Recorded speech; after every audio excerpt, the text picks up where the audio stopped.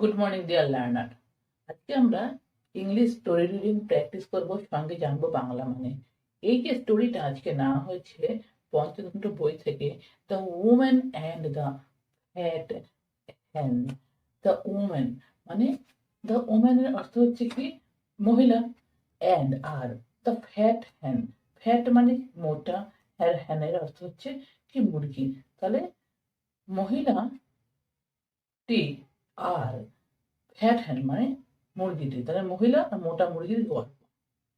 Once upon আ time, time once upon আ time, once upon আ time মানে এক সময়, once upon আ time মানে এক সময়। হ্যাঁ, দেয়ার ওয়াজ অ্যান্ড ওল্ড ওমেন, দেয়ার হলো সেখানে, ওয়াজ ছিল, an old woman, an old woman, old মানে বৃদ্ধ, ওম্যান মানে মহিলা, তাহলে অ্যান ওল্ড ওম্যান মানে একটা বৃদ্ধ মহিলা, একটা বৃদ্ধ মহিলা ছিল।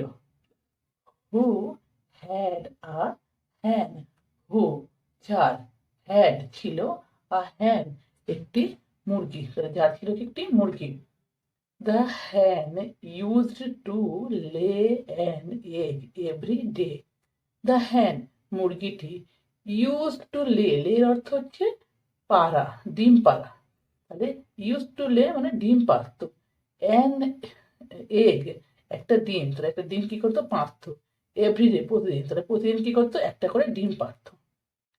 Which she sold at a good price, which যেটি she sold সে বিক্রি করতো, একটা গুড প্রাইস, গুড মানে ভালো, প্রাইস মানে মূল্য, ভালো মূল্যে বা ভালো দামে সে কি করতো, এটা বিক্রি করতো, কে মহিলাটি, ওম্যানটি বিক্রি করতো। One day the woman thought, one day একদিন, দ্য ওম্যান মহিলাটি থট ভাবলো, ওহ ওহ, the hen is giving me an egg a day. Oh, oh, the hen মুরগিটা is giving দেয়, me আমাকে, an egg একটা করে ডিম, a day একদিন বা প্রতিদিন, ঠিক আছে, প্রতিদিন কি করে একটা করে ডিম দেয়। he must give 2 eggs a day. he must সে অবশ্যই, give দেবে, 2 eggs দুটো ডিম, a day প্রতিদিন।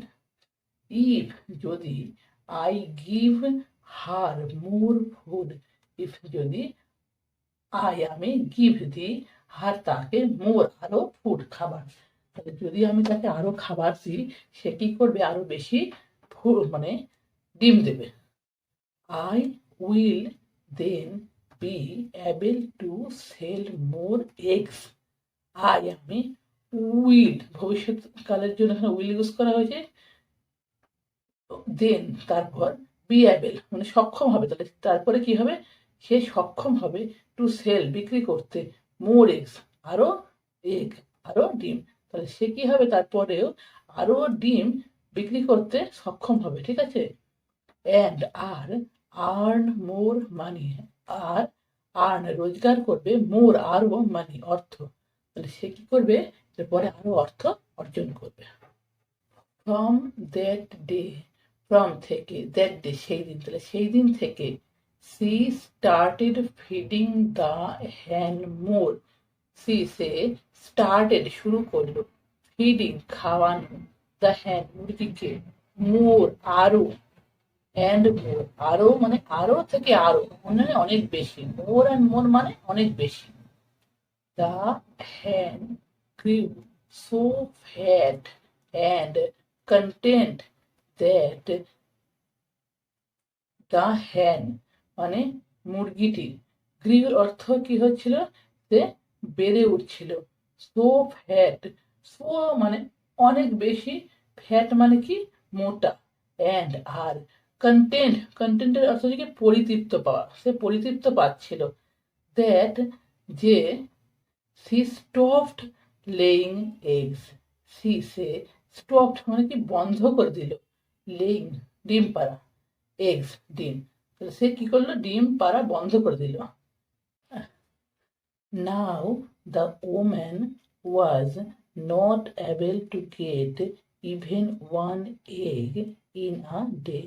নাও এখন দ্য ওম্যান মহিলাটি ওয়াজ ছিল নট এবল মানে সক্ষম ছিল না, এবল মানে সক্ষম ছিল, নট এবল মানে ওয়াজ নট এবল মানে সক্ষম ছিল না, টু গেট পেতে ইভেন ওয়ান এগ এমনকি একটা ডিমও ইন আ ডে একদিনে বা প্রতিদিনে, মানে প্রতিদিন যে একটা করে ডিম পেত সেটা পেতেও কি ছিল না, ওম্যানটি মহিলাটি সক্ষম ছিল না, মানে মহিলাটি ডিম পাচ্ছিল না। সি রিগ্রেটেড, সি মানে সে, রিগ্রেটেড এর অর্থ হচ্ছে কি দুঃখিত হওয়া, কোনো ব্যাপারে অনুশোচিত হওয়া।